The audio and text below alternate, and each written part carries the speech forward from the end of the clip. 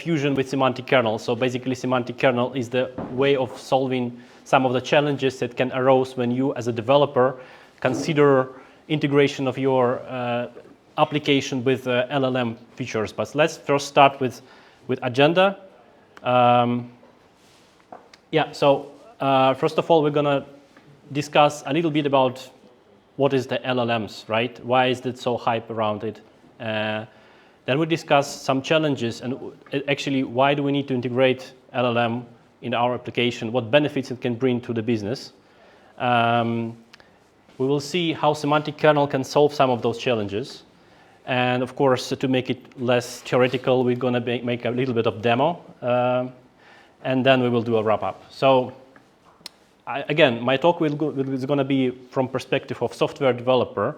So I've been learning artificial intelligence. Actually, I got a degree in that, but I've never used it because back into times we did a little bit of different approach to artificial intelligence when I was majored at university. So let's first see what is the place of LLMs in the landscape of AI. So AI-powered technologies have been for a while now around. And of course, many people are sometimes using those terms interchangeably, like there's AI, there's machine learning, there's deep learning, generative AI, and large language models. So let's delve into that a little bit to understand the context and nail down semantics a bit. So we're going to talk about LLMs specifically, but let's first see what is the place of LLMs. So AI, basically, this is the branch in computer science that deals with machines, development of systems that can act and think like a human. So when I was in university, one of the examples of early AI systems are expert systems. So those are like emulation decision-making process from human expert, and we've been doing it by just writing simple set of rules that are can be done with the conventional programming languages, right? So then there is a machine learning, which is the subfield that basically enables machines to learn from the patterns and relationships in data and make predictions and decisions. So basically there is a shift. So you are not explicitly program your system with some rules. You basically give it a data and train it with the data. You build a model that can be useful for making some predictions out of the patterns, right? There is a deep learning, which is actually has some relation to artificial neural networks. So basically, artificial neural networks are simulating a human brain connection between the neurons. So when you think about the deep learning system, there's a bit of like input-output layer and one or more hidden layers. It basically allows you to make several passes through this system, and then this system can learn much more contextualized information about what you input into that. So LLMs is a form of deep learning network that specifically focuses on generating human-like outputs by trained from the vast amount of textual data during the training process. So you can, of course, you're all aware of ChatGPT is possibly the most famous example of technologies using LLM right now. And the large language models are rapidly becoming more capable. So you can compare GPT-3 with GPT-4. So basically, GPT-3 had 165 billions of parameters in these deep learning neural networks, and GPT-4 has 1.3 trillions of parameters, which is the mind-blowing. But from the perspective of developer, let's talk a little bit about what is the LLM and how it works from the highest level. Basically, LLM is a token predictor. So the very basic idea of LLM is they take n tokens as input and they produce one token as an output. What is the token basically? It's a chunk of text. So common and short English words can be basically considered as a single token, So for example, here I got hello Sytac dev jam, and it consists of 8 tokens, and you see the hello basically is considered as a 1 token, and the Sytac is probably not widely used word, so it is let's split it into 3 tokens. But you can use this OpenAI tokenizer to see how the different text can be considered as like a tokens.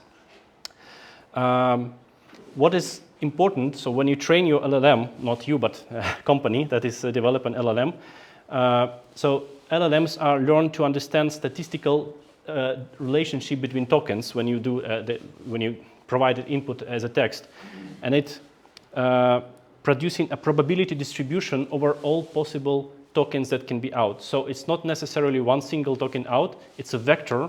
Basically, we have all possible outputs and the probability distribution over these possible outputs. So it is important to understand for us as a developers that LLMs, they have probabilistic nature. And model, when it actually gives you one output, it basically does a sampling from this distribution and generate one output token. So the output, when you have when you have prompt to your model, the output is basically a combination of your prompt and the trained data. So it's quite simple. When it comes to integrating models into applications, let's compare how it differs from a traditional ML approach and LLMs. So when you have some data warehouse, you have some data, right? And you need to make proper decisions or predictions based on your data. So what you actually do, you need to train a model on your data. And you have a data warehouse, you hire an ML expert who is building the model and building then you wrap it as an endpoint, and then you can use it in your product. But traditionally, it takes quite a long time. And this is the metaphor of smithing the magical steel blade out of iron ore. So you have to first collect the iron ore, then you have to process it, melt it, and then you pound it into the form of the steel blade that can exactly do one thing well, but this is the very task specific. So it can be doing classification or entity extraction or summarization. And if we consider LLMs, the entry threshold for developers is low because nearly any developer can build LLM features by using LLM API, using the prompt design, and bringing the context. So the AI pioneer Simon Herbert, he said once that the human brain, it acts as two blades of the scissors. One blade is cognition, another blade is a context. So when you use those two blades, this is where the intelligence happens. So the main thing about LLM APIs that your model can be repurposed and reused. The only difference is the context that you can provide. We're going to talk about it more when we will see the challenges, right? So common use cases for large language models, right? Answering questions, content creation, summarizing, search, classification, and this is the last part which I'm going to focus on, this intelligent agents. What are the intelligent agents? So when it comes to us as application developers, we need to think about, okay, so the software, the application is not just a tool. This is the autonomous instance, context-aware, that can make decisions, make autonomous actions, can learn, and can evolve independently from you as a developer. And what intelligent agent can do, it can transform human intent into the set of steps or execution plan that can later on be executed depending on the context. And it's actually already real. Like I'm going to demonstrate you how it is done based on some of the Sytac data.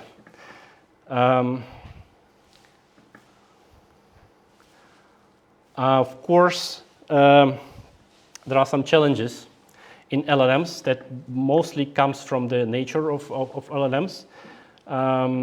First is hallucinations. So the answers from LLMs can look, can oftentimes present as correct. At the same time, they can be wrong. That happens because you provide it with a prompt, which basically dictates a next tokens. So, and then it incorporates it in an input in the next iteration, and it generates a next token. So this is what I call usually a garbage in, garbage out. If you provide a wrong prompt, it can really generate you the garbage as output. So that is one of the challenges. Another challenge is that it's non-deterministic, like I already described. So it has a probabilistic nature. You cannot 100% be sure what is the next token of your model will be outputted. So it also can do math. So if you have some mathematical problem, if you have some mathematical equation, it will have you probably, it will give you answer with some certain precision. It will not give you exactly 100% proper answer. Not up-to-date knowledge, that's basically, I think you're all aware of. So for example, GPT-4 even, it's trained on the data up to September 2021. So that is something to do with your personal, for example, you want to incorporate your domain knowledge into the model, how you deal with that. So some people say, okay, we do fine-tuning, but fine-tuning is very expensive at the moment. So there is a better way to do that at the moment, and I'm going to describe it later on. There is no real-world access. This is another specifics of LLMs. So normally, they are not connected to internet, and they cannot update or verify information that they generate. Another thing is token limit. So I think you're aware of that all LLMs, they do have their token limit. Of course, it increases from version to version. So for example, GPT-4 has 4K, and Enterprise, it has 32K token limit, but still there is a limit. It means that you have a context window, you have a conversation window when you, for example, do a chatbot conversation.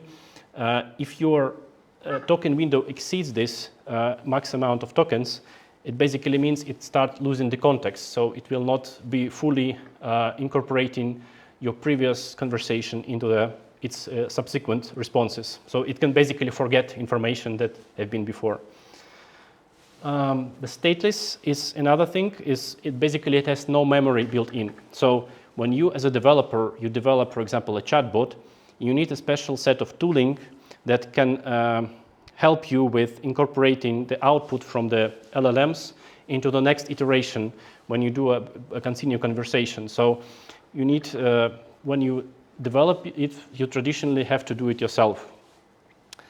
And there are two more, speed and cost and data privacy, but they are so big that I'm not going to cover within this presentation because they are really vendor specific, especially data privacy. So I'm pretty sure you know that OpenAI and Azure OpenAI, they have different plans for enterprises that have a different, I would say, different agreements, license agreements towards the users, towards the data that you provided to the model. So that is probably a topic for different conversation. Why do we need orchestration toolkit? Why do we need, as a developers, why do we need to have a special wrappers or SDKs that can deal with LLMs? Essentially, you can consider LLM as the semantic hardware. So, and nobody usually dealing with hardware on a very low level. So we need some kind of abstraction level that can allow us to deal with different vendor-specific LLMs. And of course, you can learn some API from the particular vendor. You can write your application, right? But of course, it will be very specific to a vendor, and it will not allow you to evolve or incorporate more LLMs as quickly as if you would have some abstraction level. So without worrying. So basically, we are developers. We want to abstract from these specifics of LLM. We also want to bring the best that it can provide. And some of the challenges that we can address, that like prompt templating, context, keeping the context, memory recall, and we also want to have it mixed with native code, because traditionally your application are not dealing with LLM alone, right? So it does some downstream calls with third-party services. It can do some calculations, and of course they have some low-level functions which you can usually write on native code. So all this mix, it needs to be fulfilled by the orchestration toolkit. And there are nowadays multiple toolkits to do that. One of them, maybe you heard of this, is LangChain, is the toolkit which is basically, I think, in TypeScript. And there is the toolkit that I'm going to talk about is a semantic kernel. And why I'm going to talk about semantic kernel? Because it attracted my interest. It has a SDK in Java, which basically means that there is a focus on enterprise applications using LLMs without incorporating tightly with machine learning experts. So basically the message is that you can have developers, like Java developers or C# that can directly use LLM API without going deeply into the specifics of how LLM actually work, just by building a new features on top of this toolkit. So Meet Semantic Kernel is basically is open source SDK developed by Microsoft, and it brings it bridges the gap between the code and the LLM.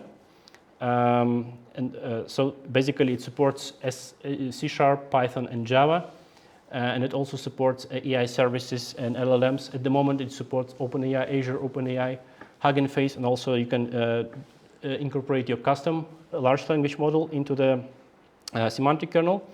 So basically the specifics, and I think this is a clear message from Microsoft as well, that it is oriented on enterprise users and enterprise applications. So it basically simplifies integration with AI, making it accessible for all developers, and it promises that the future applications, again, there's not just a tooling, but intelligent engines that can perform autonomous actions. So let's see what is the building blocks of the semantic kernel. So LLM itself, and we have a set of plugins. So what is the plugin is basically it encapsulates capabilities of LLMs in form of the prompts. It also have some native code that I'm going to show you later. It has connectors to external data sources, like for example, you have your company database. You might want to save some information, you might retrieve it. So it's all incorporated in connectors. And it has also the memories that have multiple connectors to different vector databases, like Milvus, like Pinecone. And you can also write yourself. For example that I'm going to show you later is using SQLite, also as a vector database. And the main advantage and the main deal breaker for me, it was the planner, which basically doesn't exist in other toolkits for dealing with AI. The planner is a concept of what I say this is the bare bones of intelligent agents. So it can basically incorporate users' ask into a set of steps that can infer it from the plugins definitions. So it can basically get all the plugins, discover which plugin suits your ask, and then it builds a complicated pipeline out of your available plugins to actually reach your goal.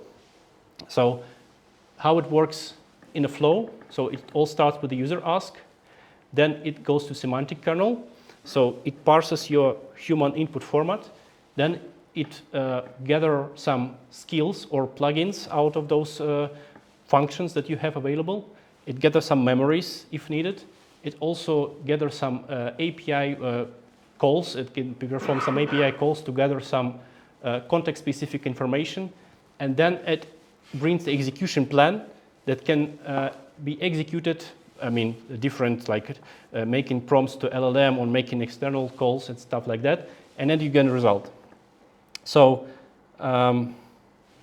this is the real power. I mean, the planner is something that is not available in other systems, and I'm gonna make a little bit of like uncover what is the magic behind the planner. So planner actually is the prompt itself. So the planner is the higher level function that has like a repository of all available functions, and it can then make a request to LLM to make an execution plan that can later on be interpreted by the semantic kernel core, and then you will get your result. By the way, semantic kernel, why kernel? Well, kernel actually it comes from the philosophy of Unix kernel, so you have small components, really specific to what it can do, but then you can like combine them into long pipelines that can basically reach your goal. So that is the same philosophy that is staying behind the Unix kernel, which you can also see here.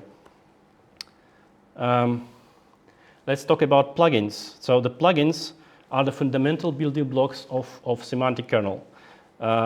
So with plugins, you can encapsulate some capabilities. So for example, here you have a writer plugin, and you have a different function like brainstorm, email generation, making a short poem, or story and translate.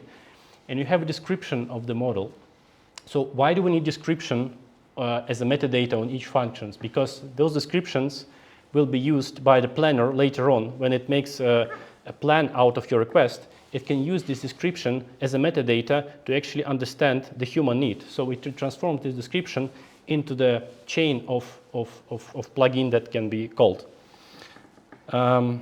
And also, of course, the plugins, is, like I said, is a list of functions, so you can consider plugin as the package. So it can increase your availability of your code, so you can write your own plugin and then make it packageable, so you can reuse it in your applications.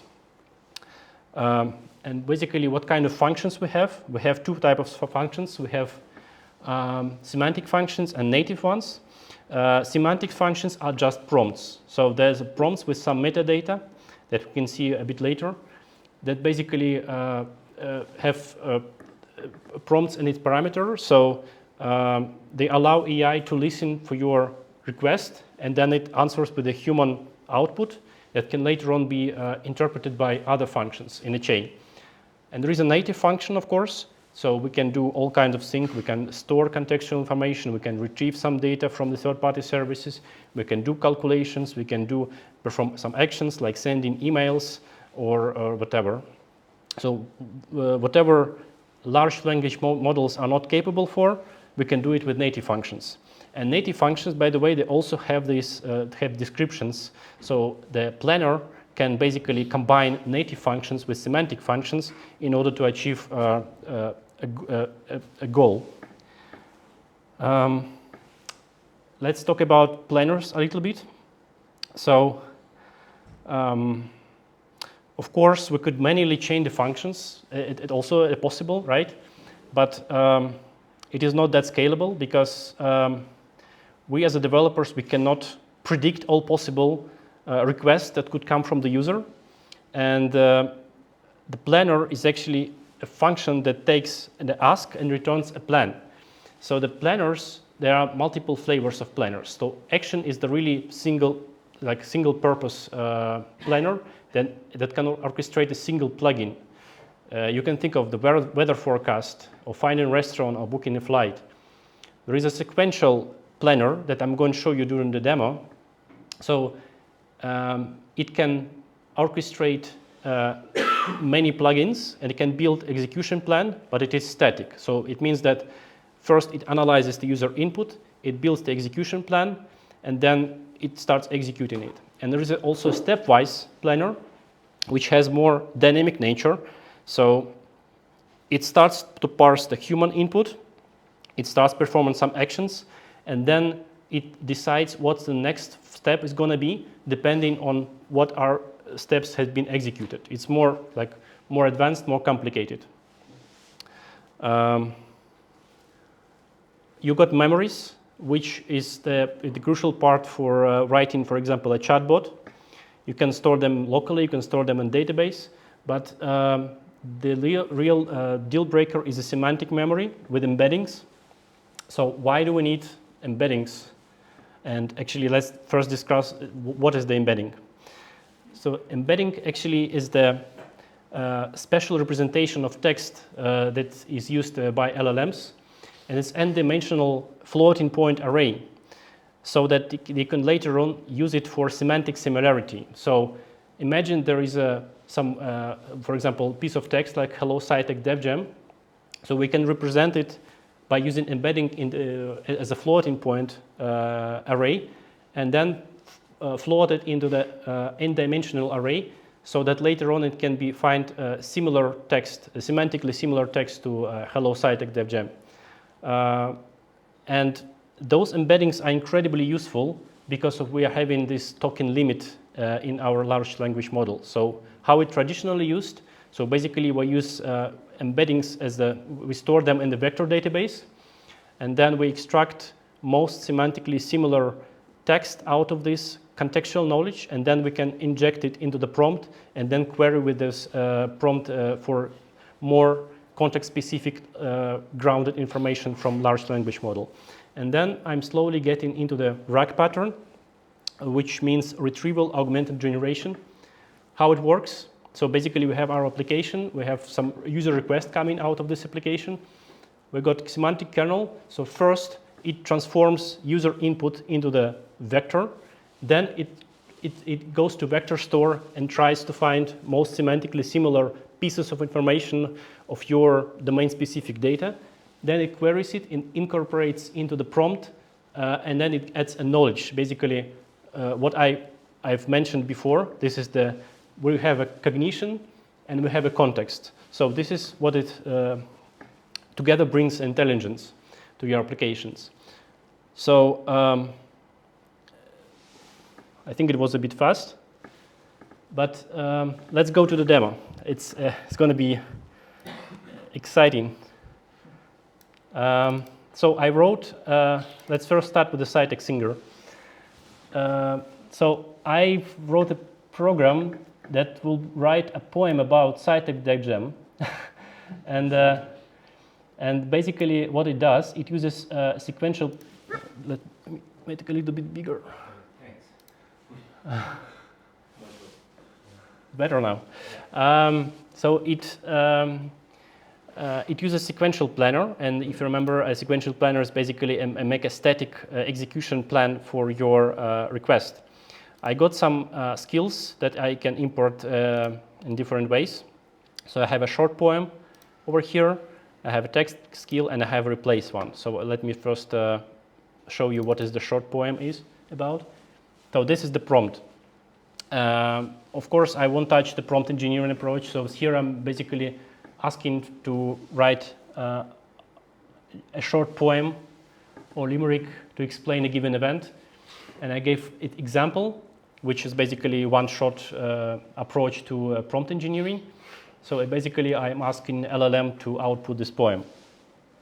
It has also configuration params over this particular skill or plugin, which basically will show you what is the input params like event name and event background. It also has some properties that can really affect the probabilistic nature of our output. So for example, temperature is basically will show you how creative the content output will be. So some people claim that, okay, so basically if you specify temperature as 0.0, it will be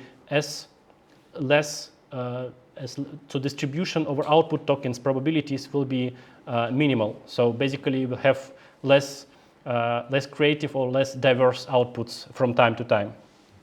And also you have top P is also related to the frequency of terms that can be considered as a potential next output, and other params. So let's go back to the singer, and we have also a text skill and replace skill. I'm going to explain a little bit about replace skill. So this is the example of native skill, native function.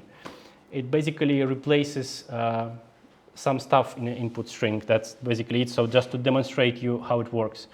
And here is the request. So I want to write a poem about Sytac Dev Jam with a background. So the conference by Sytac consultants, partners, blah, blah, blah. Then replace in a poem Dev Jam with a Dev Jam 2023, and then convert result to uppercase. So that's my request. So let's see how it will be transformed into the execution plan and executed. It will take a little bit of time. So you can imagine I'm using OpenAI for that, GPT-4. So the performance can still be improved, but you can see now. So basically we have a list of steps. Don't read it now. So we basically have a short poem. You see that input params have been parsed, and there is event background as well.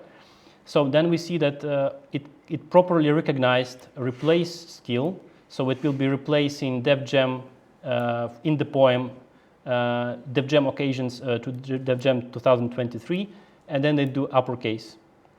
So what is at the event named Sytac Dev Jam, consultant speakers quite the program. From backend topics, they spun yarn, partners in code playing a sweet barn. That's pretty nice. So that is the example of how we can use this for generating the contact. Another thing is I wrote a Sytac bot, which is I think even more interesting. So what I do is actually I downloaded a couple of Notion pages from our Notion, Sytac Notion, and I converted it into embeddings of the database. So let me show you how it looks like. So here are some links to the Notions, and those are embedding vectors in this SQLite database. So this is basically a bot that can do question answering. So I got some predefined question like I already done here, but let's be more creative. Like I'm feeling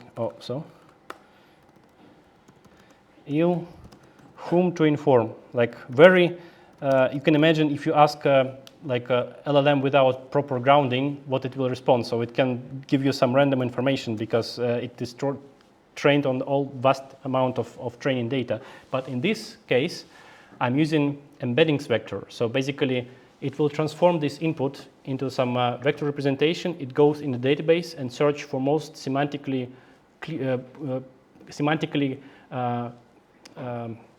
close embedding, and then it builds summarization over this to actually do the question answering. So we do not incorporate all available Notion books into the prompt, of course. Also will take a little bit of time, but please be patient. It also should include a link to Notion. So it is not only answering the question, but also gives you a source of information. So in the event of illness, you must report sick personally to your client manager, blah, blah, blah. Then there's an email address, and then there's a link to the Notion. So that you can imagine, so that, for example, we have evolved our Notion notebook, right? And it basically means you do not have to retrain your large language model. What you only do is you update your database with the new embeddings, and then you basically don't change anything else. Everything else will be done without changes in the code and without fine-tuning your large language model. So it basically brings possibility to have you domain-specific data incorporated with LLM in that efficient way. So let's fire once again, one more, and then what else? So something that is maybe related for myself. If I'm asked to be standby for the client, will I get reimbursement from Sytac? Why don't we have these available somewhere, so I don't need to go through all these Notion docs? Yeah, it's in progress. So yes, you will receive reimbursement from Sytac being standby. During your standby shift, you will receive 2.6 euro, wow, gross per hour. If you need to blah, blah, blah. So basically, those are summarization out of one of the Notion pages. and it also gives you the link, I think. Yes, it gives you the link. So I think it's pretty neat. So you don't have to bother your client manager anymore for those questions. You can use the bot for that. So let's do maybe a wrap up. Do you have any questions about the semantic kernel? We can actually see how it works on the backbones of this bot. So I have embedding. So I initialize OpenAI with embedding. Then I search memory with the input, with a prompt. There is a list of relevant memories that come out. And then basically I append relevant memories to incorporate it in my request in a prompt. And then I use a different OpenAI kernel, which is basically not based on embeddings, but based on GPT-4. I import skill from resources. Let's see what is the skill is about. So this is the skill. It's quite comprehensive. It says that you are intelligent assistant, helping Sytac employees with their employee handbook questions. And then the list of instructions, again, prompt engineering in action. We have few short approach. We have few examples demonstrating how it should behave. Then there is an important section of information. So basically, this is where sources getting injected when we retrieve them from vector store. And that's basically it. So we have a question, and then it gives the answer. Yeah. Yes, Tony? I have a question. Is this injected at every prompt, or is it just like one call one? It depends. So you have a no, it's not injected in every prompt. So it depends. When you're asking next question, there will be a new portion of information retrieved from vector store, and it will be incorporated. So basically, this is how you overcome a token limit. You cannot, of course, defeat the whole knowledge into your prompt. So this is the two-step approach. You first narrow your data with the most semantic relevant ones, incorporate it in your prompt, and then you get answer back. Okay. So you don't submit at every time you send enter, you don't send rows? No, I do send this. I do send this. You do send? Yes, yes, instructions, yes, I do send the instructions. So all this document gets sent all the time you press enter? this one, yes. This one, yes, indeed. When you build that tool on top of OpenAI, you have a prompt predefined, and you just add their additional context, and all the time you send the whole prompt with your context and the predefined part. And actually, it's a good question, Tony, because, for example, the sequential planner, which is a part of semantic kernel, so this is you can use them out of the box. I will just show you how it acts. You see, this is the prompt of sequential planner. So what it tells it, create XML plan step by step to satisfy a given goal. So it gives quite lots of examples. So, and then you have a registry with the functions that will basically incorporate it into your prompt, and then it basically gives it to LLM to figure out, okay, what should be the exact sequence of your functions to be called. And then it gives it back to the semantic kernel, so it can basically build it out of the like metadata of the functions, and then can chain output of first function to the input to a subsequent function. So this is how it works. So it's quite a big input, I would say. But again, the models are becoming more and more capable, so that should be. Yeah. The new one that came out 2 weeks ago. Yeah. So it still has some. So if you're into GPT, so I strictly encourage you to see into GPTs. There is a new feature that came out 1 week ago. It basically allows you to do what I just described. It basically allows you to incorporate your knowledge of your company. You can upload PDFs, you can upload different files, and then it can basically gives you the contextualized, grounded answers based on the data that you have uploaded. It works exactly the same as I described. It uses a retrieval augmented generation pattern to narrow the data and then incorporates it into the input token. So LLMs stay intact. So we don't do any fine tuning because it is extremely expensive and then it's time consuming and it is not up to date. So what you can do is you can keep up to date your documents, then it will be transformed into vectors and then you can use it. So, so I think it's time to wrap up. So maybe a bit of. There is a links. Then maybe I can leave the presentation. You can show. So there's a really nice generative AI visual storytelling that basically shows how actually the LLMs are being trained and developed. Some links to semantic kernel, some links to retrieval augmented generation, and then why I think we are living in nice era of frequently changing stuff, and why I think semantic kernel and tools like semantic kernel are the future, because you can imagine there are new types of challenges coming, and there is a new types of tooling emerging, like we need to do a proper regression testing, we need to performance tuning, we do telemetry with all of this stuff, and there is a cost latency optimization and responsible AI, and there are lots of stuff that is coming in, and this is quickly emerging, and I like to share it with you, and I would like to you to join me in this interesting journey. So it's all become a reality, and everything which is not connected to AI, I consider in a couple of years will be considered as dead or outdated or not existing. So that's quite interesting journey.